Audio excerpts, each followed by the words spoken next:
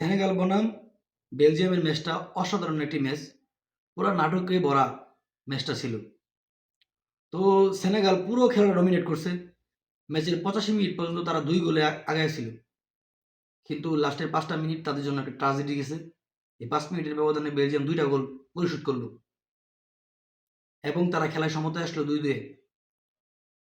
তারপর বাড়তি টাইমে তারা প্রথমার্ধের মধ্যে গোল দিতে পারে নাই।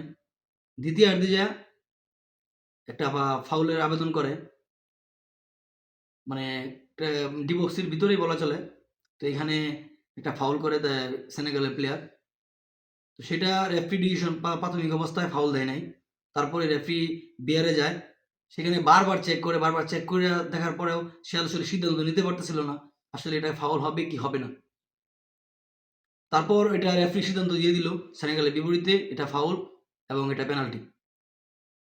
বেলজিয়ামের অধিনায়ক সে আসলে এমন অপরচুনিটি মিস করার কথা না এবং মিস করবেও না। কারণ গোলটা হইলেই তারা চলে যাবে রাউন্ড অফ 16 এ। তো একবারে ম্যাচের শেষের দিকে আর হয়তো 2-3 মিনিট ছিল। তো এমন টাইমে একটা গোল। তারপরে ম্যাচের একবারে শেষের দিকে যাইয়া যখন হইল পুরো 125 মিনিট তেমন টাইমে গোলটা হইল, পেনাল্টি দিল এবং পেনাল্টি থেকে তারা গোল দিয়ে তারা জয়ের উল্লাস মাথায় উঠল।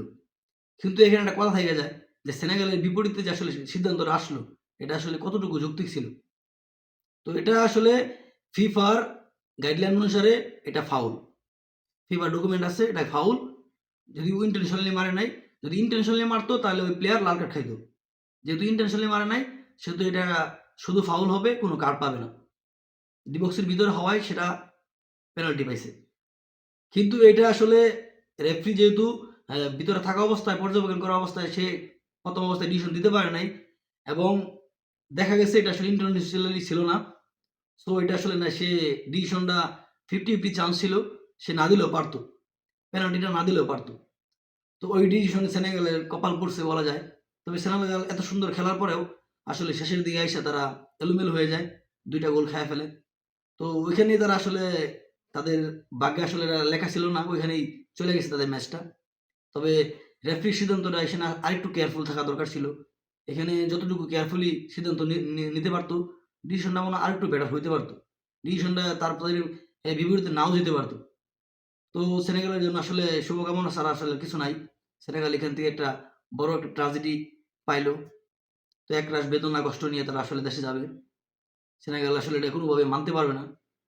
তাদের সাথে আসলে এমন একটা ঘটনা ঘটলো। যাই হোক, ফিফার নিয়মে আছে, গাইডলাইনে আছে। রেফারির সিদ্ধান্তকে এটা আসলে ভুল বলা যাবে না। তবে রেফারি না দিলেও পারত। এটা আমার ব্যক্তিগত অভিমত।